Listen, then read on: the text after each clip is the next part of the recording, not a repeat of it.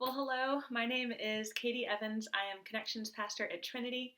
If you are watching this, it is probably because you've been asked or you volunteered to facilitate the discussion at one of our Experiencing Grace discussion groups.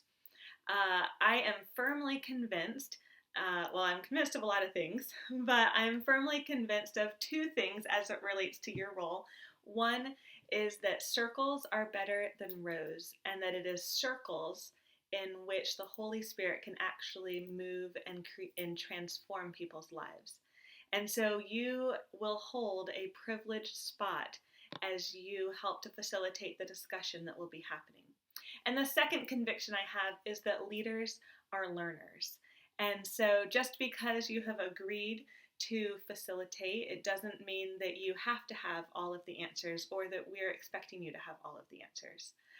So just a couple things when I think about facilitating, and of course I'm still learning, but these are just a couple tips that I would love for you to keep in mind.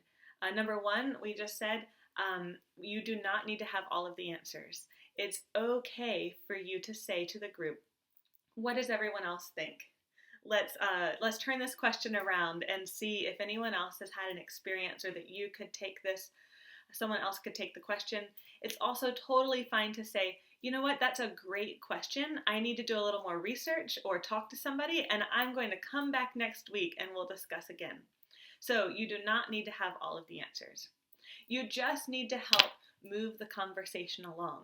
So if you find that one person is just talking and talking and talking, you may need to say, you know what, Jim, you've got some really great points, and but I think we're actually going to continue discussing so that we can get through the material, or so that we can move forward and be able to get to the next question.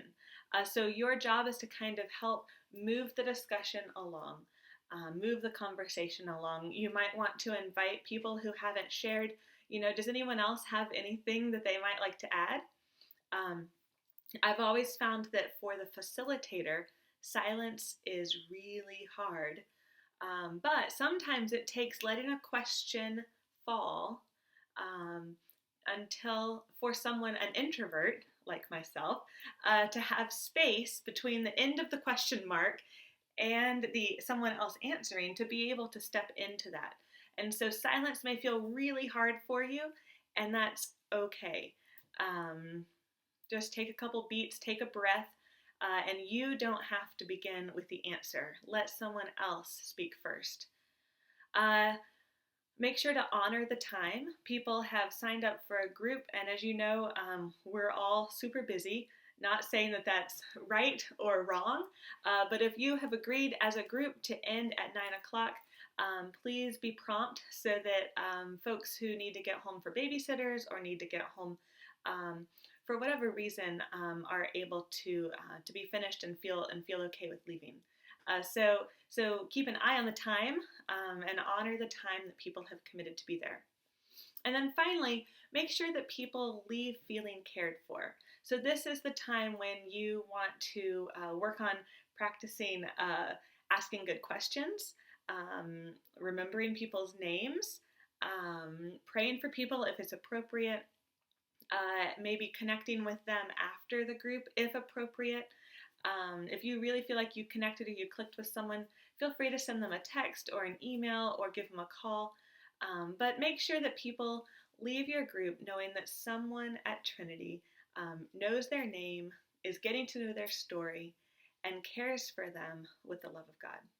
So really thankful that you guys have said yes to facilitating. I'm really excited as we all journey through experiencing grace together, as we position ourselves to practice some of these spiritual disciplines and spiritual practices in order to experience more of God's grace. So thanks so much, and please let me know if you need anything at all.